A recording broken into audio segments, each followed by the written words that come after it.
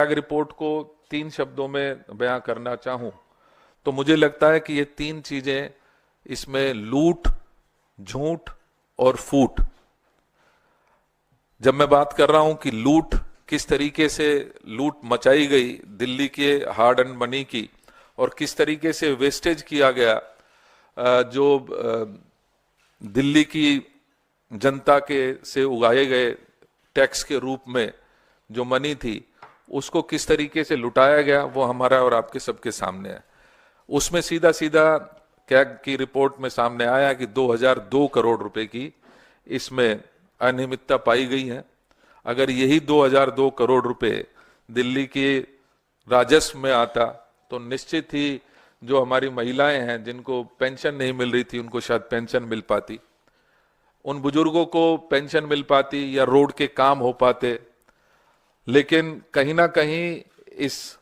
आम आदमी पार्टी की सरकार ने लगातार दिल्ली की जनता को लूटने का काम किया। इसके साथ साथ लगातार ये दावे किए गए कि हम दिल्ली की जनता के लिए काम कर रहे हैं। जब मैं बात करता हूं झूठ की तो झूठे वादे इस आम आदमी पार्टी की सरकार ने लगातार करने का काम किया और वास्तविकता से बिल्कुल दूर। आज कैग की रिपोर्ट में स्पष्ट हुआ है कि ये जो लगातार झूठ बोल रहे थे कि हम राजस्व बढ़ाने का काम कर रहे हैं, उसमें साफ तौर से 2002 करोड़ की जो ये लूट की झूठ है वो सबके सामने आई है। इसी प्रकार से अगर मैं बात करूं कि झूठ किस तरीके से उसको एक अमली जामा पहनाया गया, तो उसमें बहुत स्पष्ट रूप से जो विशेषज्ञ समिति की सिफारिशें थी उनको नजरअंदाज करते हुए इस लूट को अंजाम देने का काम आम आदमी पार्टी की सरकार ने किया है। इसके साथ साथ अब साफ तौर से नजर आता है जिस तरीके से इस पूरे प्रकरण को लगातार आपसी नोक-झोंक में बीजेपी और आम आदमी पार्टी इस कैग की रिपोर्ट को सार्वजनिक होने के बाद चर्चा में लाने से जिस तरीके से बचने का काम कर रही है, ये आपसी फूट का नतीजा है, जिसकी वजह से आज कहीं ना कहीं हमें जो महसूस हो रहा है कि इस कैग की रिपोर्ट को विधानसभा के पटल पर रखने के पश्चात भी इसके ऊपर पूरी तरीके से चर्चा शायद नहीं हो पा रही है। कांग्रेस आज इस मौके पर 3 विशेष बात कहना चाहती है और कांग्रेस की ये मांगे भी हैं कि शराब घोटाले की जांच का दायरा व्यापक किया जाना चाहिए। और जब मैं व्यापक बात कर रहा हूं तो इसमें जो 3 डायरेक्टर्स उस दौरान चेंज हुए उनके बारे में चर्चा होनी चाहिए। जिन शराब की कंपनियों को ये ठेके मिले, क्या उन्होंने भारतीय जनता पार्टी को और आम आदमी पार्टी को जिस तरीके से इलेक्टोरल बॉन्ड्स में पैसे देने का काम किया है, उससे स्पष्ट ये झलकता है कि इनकी संलिप्तता पहले से बनी हुई थी। इसके साथ साथ भाजपा के खिलाफ कांग्रेस द्वारा दी गई लिखित शिकायत की भी जांच होनी चाहिए। मैं जैसे अभी आपको सामने रखा कि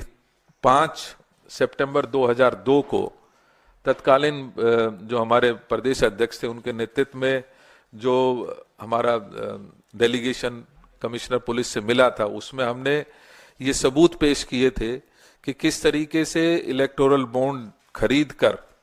भारतीय जनता पार्टी और आम आदमी पार्टी को फायदा पहुंचाया जा रहा है। उसके ऊपर किसी भी प्रकार की कोई जांच आज तक आगे नहीं बढ़ पाई है। तो हम ये चाहेंगे कि वो जांच इस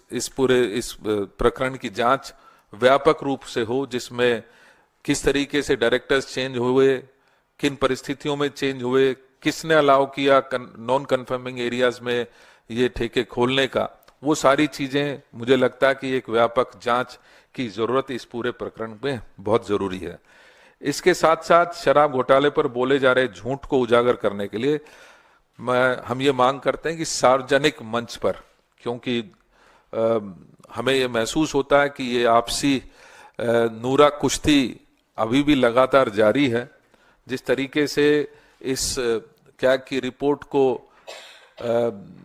टेबल करने के पश्चात भी उसको चर्चा में नहीं लाए जाने से बचते हुए, क्योंकि ये दोनों